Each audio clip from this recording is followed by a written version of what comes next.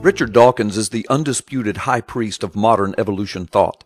He is also revered by the atheist community since he often goes to great lengths to deny the existence of God, any God, and often he particularly and singularly mocks Christianity and the Creator God of the Bible.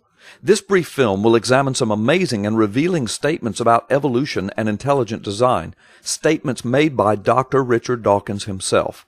But more than that, this film will examine Dr. Dawkins' responses once his shocking statements went public on film and were made available, embarrassingly, to the world. Note that in every single example of Dawkins' statements, his claim is that he was duped and fooled. It seems that Dr. Dawkins is a very gullible person, very easy to fool. I wonder if such a gullible person should really be the messiah of modern evolutionary thought. We also wonder if Dawkins is so easily duped and fooled, could it be that he has been duped and fooled by the very theory that he so vehemently espouses to be true? It certainly seems to be a likely possibility.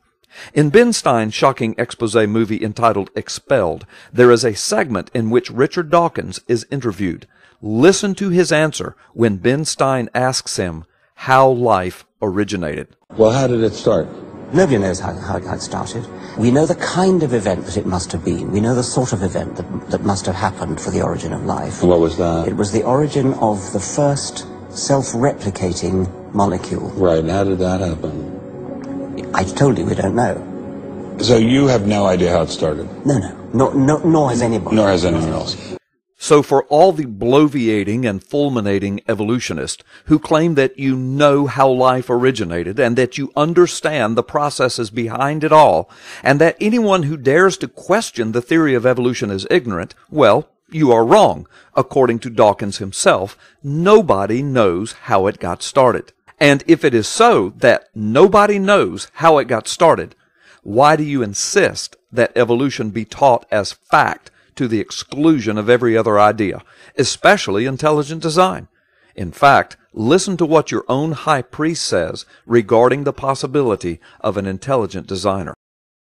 What do you think is the possibility that intelligent design might turn out to be the answer to some issues in genetics or in evolution?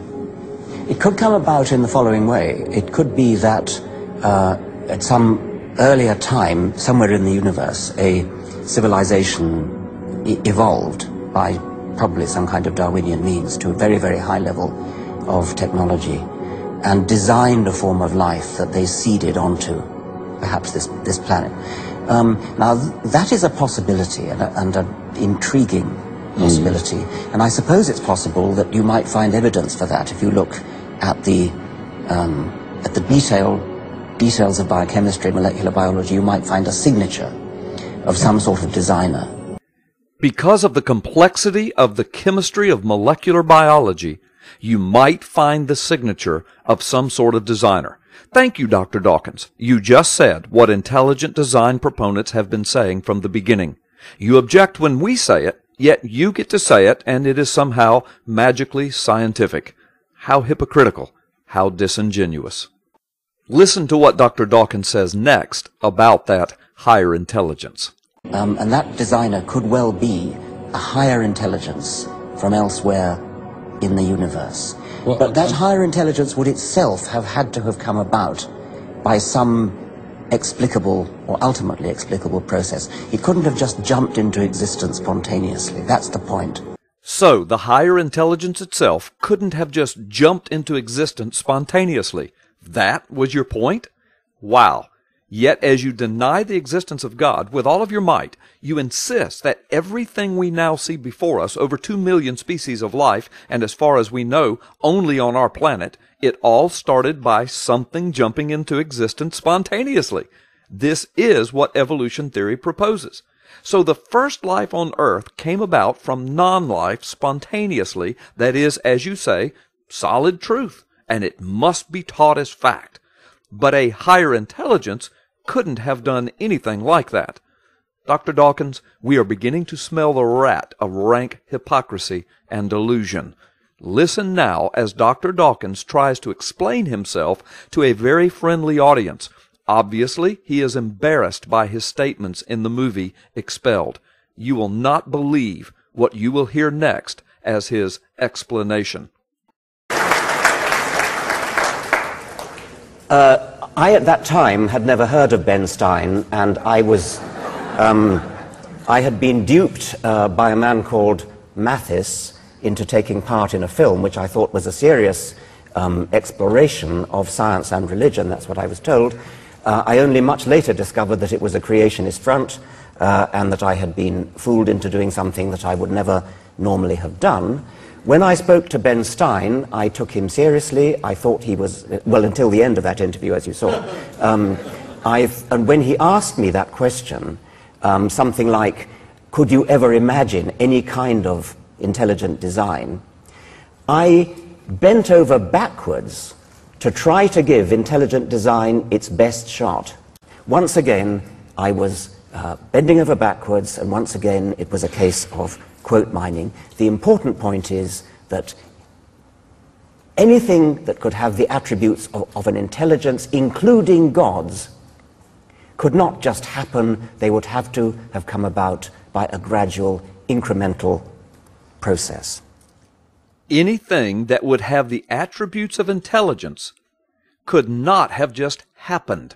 They would have to come about by gradual incremental processes. It seems Dr. Dawkins is talking in circles. In the beginning, he admits that there could have been an intelligent designer because of the complexity of the chemical and biological processes that we presently see.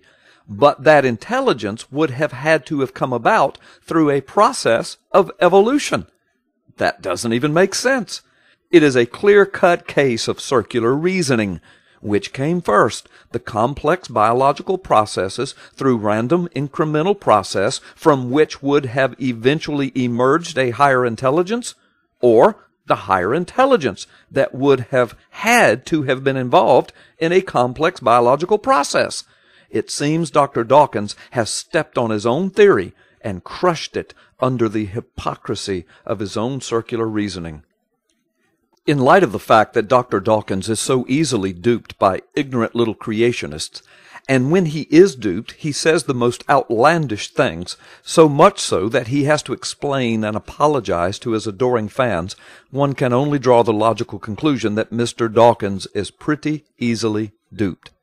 By holding to the inane pseudoscience of evolution, replete with its straw man arguments, it is also our contention that Mr. Dawkins has been duped by the very premise of which he is the high priest, and in so doing he is duping millions upon millions of others. Here is a word of wisdom. Stick with intelligent design. In the end, you won't have been duped.